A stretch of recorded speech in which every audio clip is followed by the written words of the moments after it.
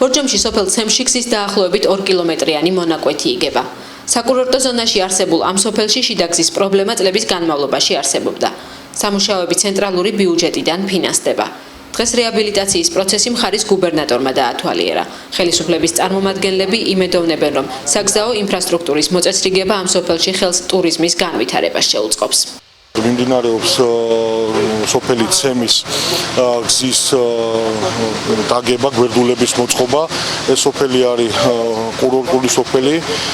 წელს ძალიან ბევრი დამსვენებელი იყო და ეს კომფორტული გზა კიდევ უფრო მეტ დამსვენებელი და ტურისტს მოიზიდავს, რაც ადგილობრივ მოსახლეობას ერთი ორმაგად წაახალისებს, რომ საოჯახო სასტუმროების შექმნა და სასტუმროები ააშენონ. ეს არის 1623 მეტრი, რომელიც რეაბილიტაციაში ხდება 463.000.